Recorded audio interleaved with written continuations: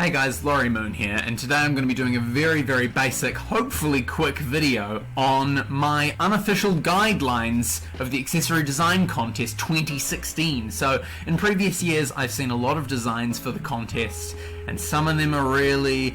it's very obvious from the early stages that is not going to be an accessory that goes through to the final pick sort of thing. And I don't mean to crush people's hopes and dreams by making this video, but this is just my personal opinion, my personal guidelines on what you should do if you want your accessory to have a better chance at winning, because your accessory might not necessarily be bad, but it's not the sort of thing that Cyberstep's looking for. If they wanted to put it in their game, they could come up with an idea like that themselves. So here is my personal guidelines, not rules, just guidelines on to help you come up with a better accessory. Unofficial rule number 1, no weapons. Don't design a weapon.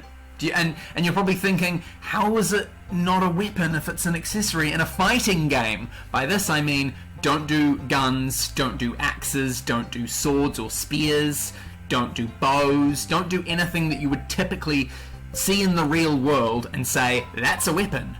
That could hurt someone, sort of thing. Come up with something completely out of the box, like a tablespoon, or a, Lauren, throw an idea at me. A ladybug. A ladybug. A glass of water. A candle. This is just a few things popping off, although there is going to be an accessory which is a candle. Shit, that one's already been done. Don't do a candle accessory, guys, there's already been. Rule number 2.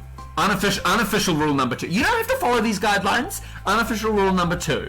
No swords. Laurie, you just said no weapons is rule number 1. How can a sword... Okay, last year you might have seen at the start of my top 20 design submission video, there was about 56 sword accessories across all 5 servers, which was in the global accessory design contest. I think this year's only going to be US, so we've got less competition, but there were so many sword accessories. None of them won, obviously, because there's too many swords. GetAmped 2 already makes loads of swords on their own. They don't need help from a common player coming up with a sword.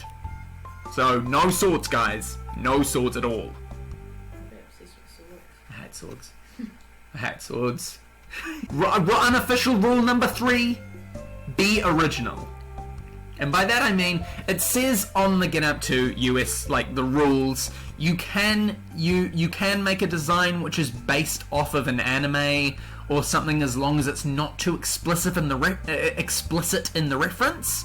But I think if you want to have a better chance at winning, you better just come up with something entirely yourself. So if you want to make a sword, fucking don't make a sword at all. If you want to make a weapon which is like a scissors, it's half of a scissor and it's going to be used like a sword, but it's not a sword, it's scissors. That's what they fucking use in Kill la Kill, isn't it? That anime? That shitty girls in high school uniforms and shit. It's stupid.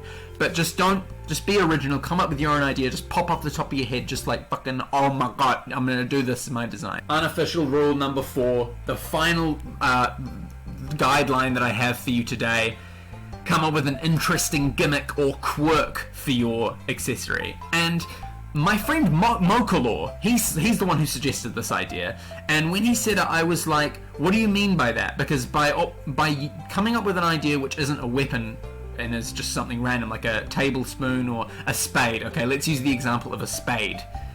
How do you give it an interesting quirk or something? By this, I think what Moko meant was, if you have a spade accessory, don't just have a spade whacking about. Come up with something interesting. Last year, the winner was the Ancient Paleontologist, which was a spade and a pickaxe accessory, and that was cool on its own, but the interesting gimmick or quirk there with the Ancient Paleontologist, not only do you hit people with the pickaxe or spin around with the spade and stuff, you also get a Triceratops bone head or a giant armadillo shell for some of the attacks. So you've got to have some sort of interesting quirk that associates with that accessory to give it something more punchy, something more powerful. I'm getting excited because of the Accessory Design Contest, and I can't wait to see everyone's designs once the submission period ends. And I will be doing another top 20 list. So I look forward to seeing all of your guys' designs. It's still a month away. I think you've still got until the 11th of September submissions out. It's 1 full month, almost. But yeah, best of luck to you all, and thank you very much for watching. I hope you follow these guidelines, and I hope to see no weapon accessories and some interesting quirks and just some really cool stuff. Otherwise, I'll beat you. Otherwise, Lauren's gonna come get you, she says. I'm pretty tall. And she's pretty tall, and she's a bruiser, and you better watch out. It's very complimentary. Very complimentary. Well, sure, whatever. Thank you very much for watching, guys, and hit the like and subscribe button, please. To do me a Michael kind of favour. It's not true. You don't have to do it, guys, but you can help me out. I've got a Twitter, by the way. I've got a Twitter now. You gonna say what it's called? LaurieMoon GA2. Wait, LaurieMoon _ GA2. All the names are taken. It's fucking hard.